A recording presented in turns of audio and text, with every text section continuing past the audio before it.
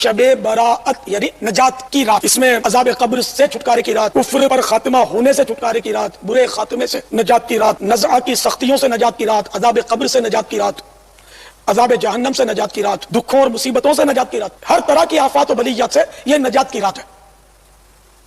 اور اس رات جو ہے نا، یہ قسمت کے فیصلے ہوتے ہیں، سارا سال آئندہ کیا کیا اس کے ساتھ ہونا ہے یہ مطلب لکھا جاتا ہے۔ اس کے لیے کون آئندہ سال حج کرے گا، اس فہرست میں اس کا نام، حاجی کا نام لکھا جاتا ہے۔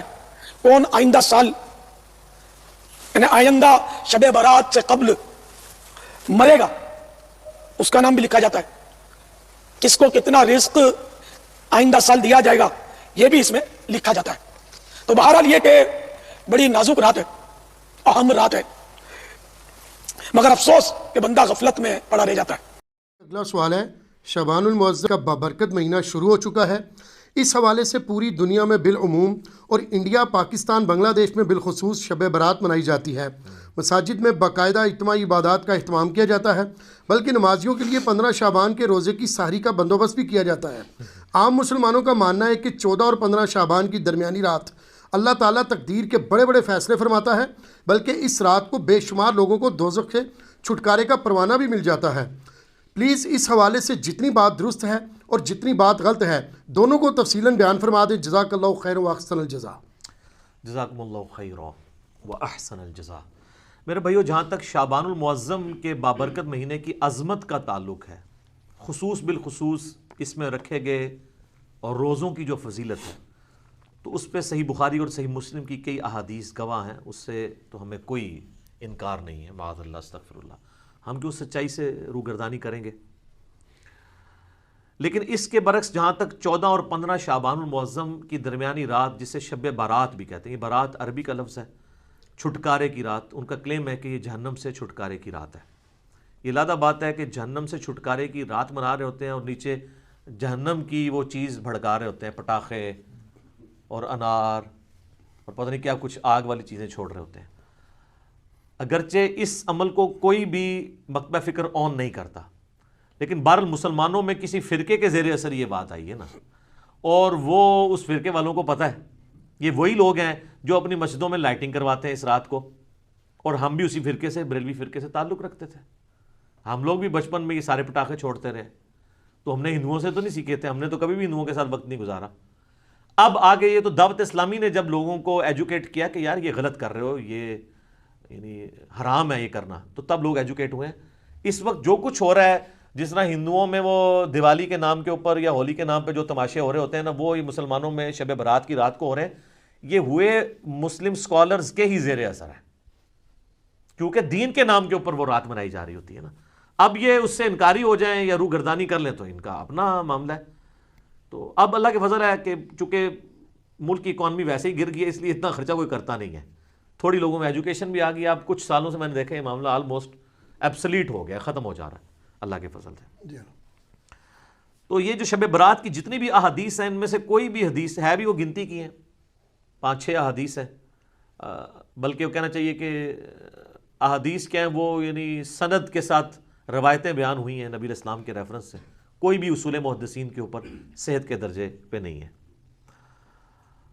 لیکن اس ساری ڈسکشن کا سب سے خطرناک پہلو یہ ہے کہ شب برات کے بارے میں، یعنی 14 اور 15 کی درمیانی رات، جسے ہم 15ویں رات کہتے ہیں شعبان کی، جو کلیم کیا جا رہا ہے نا کہ اس رات میں تقدیر کے فیصلے ہوتے ہیں، رزق لکھ دیا جاتا ہے، کس نے مرنا ہے، کس نے پیدا ہونا ہے، یہ ساری باتیں لکھ دی جاتی ہیں، یہ سارے کے سارے کلیم، حتیٰ کہ یہاں تک کلیم کیا جاتا ہے جی قرآن 2 دفعہ نازل ہوا ہے، ایک دفعہ لوح محفوظ سے جو ہے وہ پہلے آسمان پہ، اور اس کے بعد پہلے آسمان سے نیچے، وہ کہتے ہیں وہ جو پہلے والا اوپر والا حصہ نازل ہوا ہے وہ بھی اس رات میں ہوا ہے۔ یہ سارے کے سارے کلیم قرآن کی روح سے بالکل غلط ہے۔ قرآن حکیم کو آپ پڑھیں گے تو یہ سارے کے سارے کلیمز آپ کو شب قدر کے بارے میں ملیں گے۔ قدر کا مطلب ہی ڈیسٹنی کی رات، جو رمضان المبارک کے آخری عشرے کی طاق راتوں میں آتی ہے، اور بخاری مسلم میں کئی احادیث اس کے اوپر گواہ ہیں، وہ میں اینڈ پہ انشاءاللہ بیان بھی کر دوں گا۔ تو قرآن کی روح سے تو یہ شب برات کے بارے میں جو کچھ کلیم کیا جا رہا ہے وہ بالکل غلط ہے، قرآن سے ہی ٹکراتا ہے۔ یہی تو ہم کہتے ہیں کہ صحیح احادیث قرآن کے خلاف نہیں ہوتی ہیں، ہمیشہ جعلی روایتیں، ضعیف روایتیں یہ قرآن کے خلاف جا رہی ہوتی ہیں۔ تو ہم مانتے بھی نہیں ان کو. الحمدللہ. میرے بھائیوں، جہاں تک اہل تشیع کا تعلق ہے، 15 شعبان کی رات آپ کو پتہ وہ بھی منا رہے ہوتے ہیں، دیگیں کھڑک رہی ہوتی ہیں، ایسے پورا سال ہی دیگیں کھڑکاتے رہتے ہیں.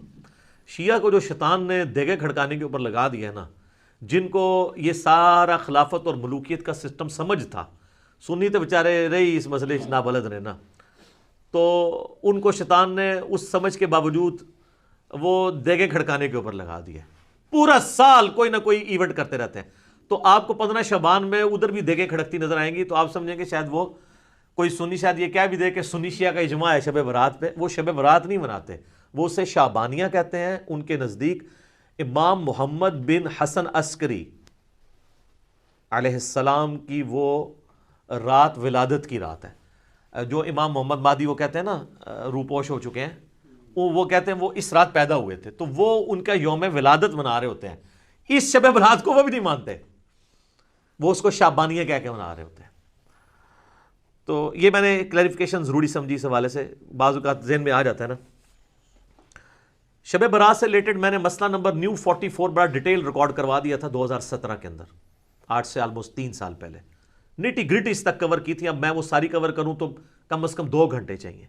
میں موٹی موٹی باتیں مقدمے کے طور پہ آپ کے سامنے رکھ دوں گا تاکہ آپ کو معاملات کلیئر ہو جائیں. سب سے پہلے تو شعبان المعظم کی فضیلت، اس کے اوپر ہم ڈسکشن کرتے ہیں خصوصاً روزوں کے اعتبار سے. تو اس حوالے سے صحیح بخاری اور صحیح مسلم کی متفق علیہ حدیث ہے. سیدہ عائشہ سلام اللہ علیہا کہتی ہیں کہ اللہ کے محبوب صلی اللہ علیہ وآلہ وسلم رمضان کے سوا کسی اور مہینے میں کثرت سے روزے نہیں رکھتے تھے سوائے شعبان کے. یعنی رمضان کا تو پورا مہینہ ہوتا تھا، اس کے علاوہ سب سے زیادہ روزے جس مہینے میں رکھتے تھے وہ کون سا مہینہ ہوتا تھا؟ شعبان کا. حتیٰ کہ صحیح مسلم میں ہی ایک اور حدیث ہے، یہ پہلی حدیث تو متفق علیہ تھی. متفق علیہ کا مطلب ہے دونوں میں، بخاری مسلم میں. مسلم شریف میں ایک حدیث ہے، اما عائشہ کہتی ہیں کہ نبی صلی اللہ علیہ وآلہ وسلم بعض اوقات شعبان کا پورا مہینہ ہی روزے رکھتے تھے، کانٹینیوس پورا مہینہ. یعنی اتنی آپ کو محبت تھی شعبان کے روزوں سے. حتیٰ کہ بخاری اور مسلم میں ایک حدیث ہے، سیدہ عائشہ کہتی ہیں رمضان کے مہینے میں میرے جو روزے پیریڈز کی وجہ سے، حیض کی وجہ سے چھوٹ جاتے تھے نا، تو مجھے پورا سال موقع نہیں ملتا تھا کہ میں روزوں کی قضا دوں سوائے شعبان کے. کیونکہ شعبان میں نبی صلی اللہ علیہ وآلہ وسلم خود روزہ رکھتے تھے، تو مجھے موقع مل جاتا تھا کہ میں اپنے روزوں کی قضا کر لیتی تھی. اب سیدہ عائشہ نے کوڈ ورڈز میں بات کی ہے، لیکن اسی حدیث میں بخاری مسلم میں وہ جو حدیث کا راوی ہے وہ کہتا ہے کہ اما عائشہ یہ کہنا چاہ رہی ہیں کہ نبی علیہ السلام کی مشغولیت کی وجہ سے میں روزوں کی قضا نہیں دے پاتی تھی. اور اس کو سپورٹیو وہ بخاری مسلم کی حدیث ہے. نبی صلی اللہ علیہ وآلہ وسلم نے فرمایا کہ کوئی عورت اپنے خاوند کی اجازت کے بغیر نفلی روزہ نہ رکھے، یہ اس کے لیے حلال ہی نہیں ہے.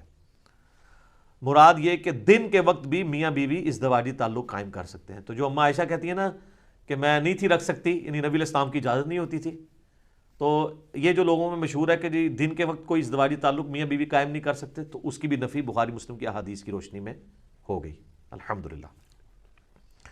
اب یہ روزے رکھنے کی وجہ کیا تھی؟ اس کو سپورٹیو وہ حدیث ہے شعبان کے حوالے سے، سنن نسائی میں انٹرنیشنل نمبرنگ کے مطابق 2359 اور مشکات المصابی میں فٹ نوٹ پہ لکھی ہے 1305 نمبر جو حدیث ہے مشکات میں، اس کے فٹ نوٹ پہ شیخ زبیل زئی صاحب نے اس حدیث کی تصحیح کی ہے، اور اس حدیث کو شیخ البانی نے بھی صحیح کہا ہے.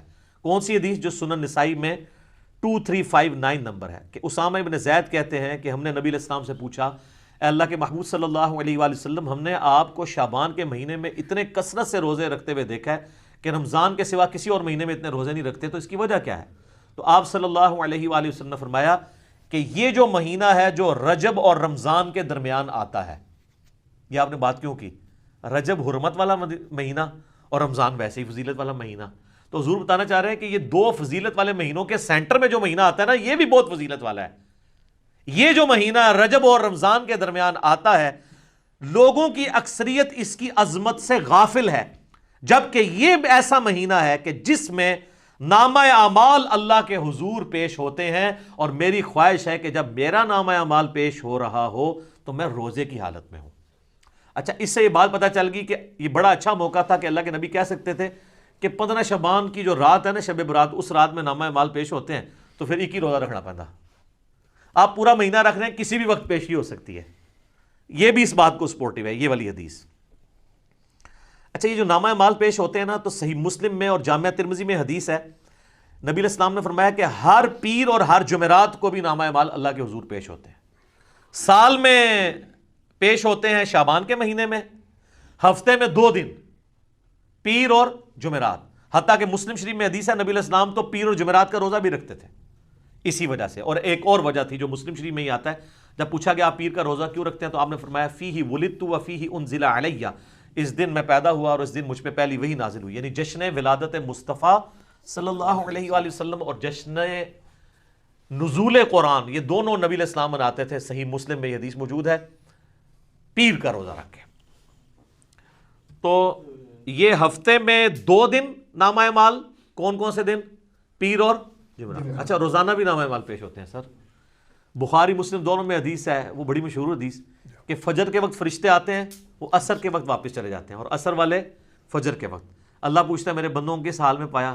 تو کہتے ہیں جب گئے تھے فجر پڑھ رہے تھے تو آئے تھے تو عصر پڑھ رہے تھے. دوسرے کہتے ہیں جب گئے تھے تو عصر پڑھ رہے تھے تو آئے تھے تو فجر پڑھ رہے تھے.